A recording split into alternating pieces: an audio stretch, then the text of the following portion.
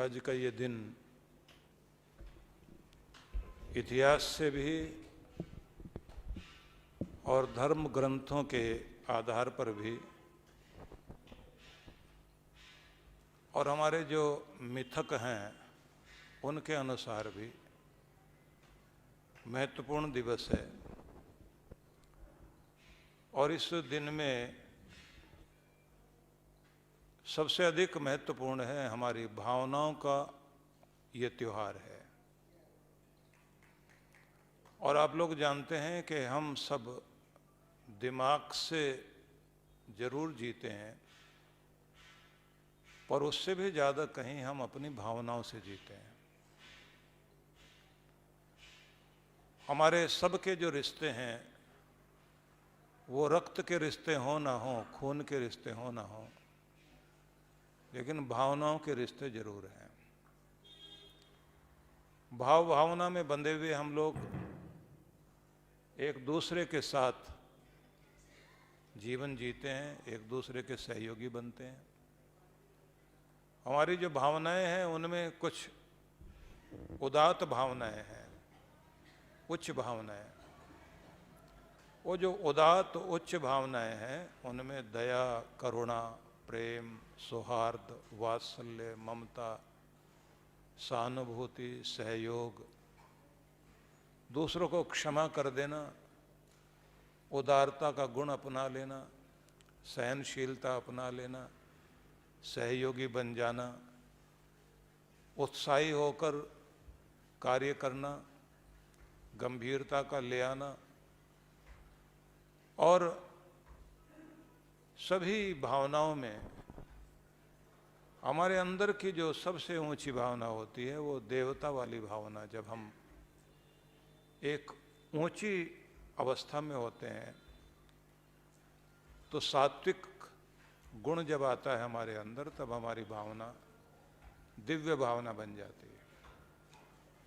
और जब दिव्य भावना बनती है तो हम दूसरों को क्षमा भी कर पाते हैं, दूसरे के सहयोगी बन जाते हैं। जिनसे कोई रिश्ता नहीं, जानते नहीं, नाम नहीं पता, स्थान नहीं पता, एक दूसरे के सहयोगी बन जाते हैं, एक दूसरे के काम आ जाते हैं।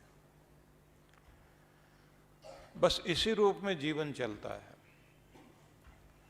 और अगर हम देखें, पढ़ाई लिखाई जितनी इंसान की हुई, बुद्धिमत्ता बढ़ी, तर्कशीलता बढ़ी, तो उस तर्कशीलता का प्रभाव ये हुआ हमारे जीवन में कि हम शंकाएं करने लग गए लोगों पर, रिश्तों पर, लेन देन में, जिसका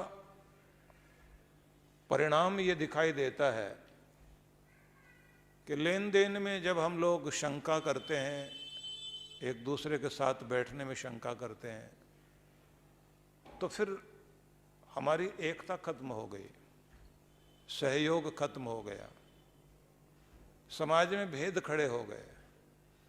भेद भी कितने, कहीं भाषा के नाम पर भेद है, कहीं पहनावे के नाम पर भेद है, कहीं भोजन के नाम पर भेद है, कहीं प्रदेशों का भेद है, उत्तर का दक्षिण से, दक्षिण का उत्तर से, पूरब का पश्चिम से, पश्चिम का पूरब से, इतना मतभेद।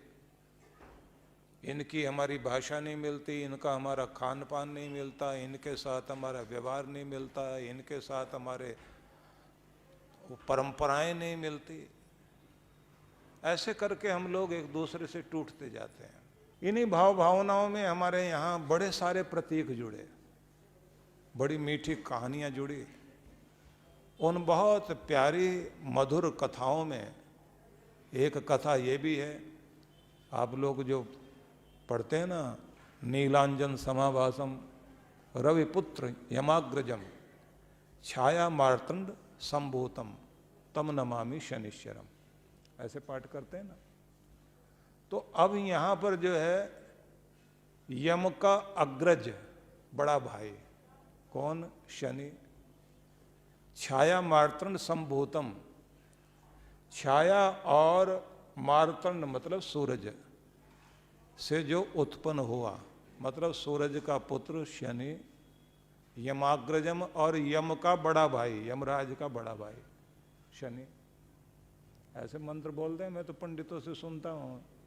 तो संस्कृत क्योंकि पढ़ी भी है, संस्कृत 4 साल तक हम लोग आपस में बात ही संस्कृत में करते थे, तो इसी में पूरी कहानी सुनाई हुई है कि यम जो है वो सूर्य का पुत्र है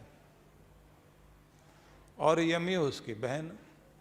अब ये हमारे जो मिथक हैं, जो हमारे चली आ रही परंपराओं से कथाएं हैं, उनमें कहा गया है कि यम और यमी, यमी यमुना, जीवनदायी यमुना के तट पर हम बैठे हैं और कहते हैं कि यहाँ आज के दिन यमुना बहन से मिलने के लिए यम गए थे।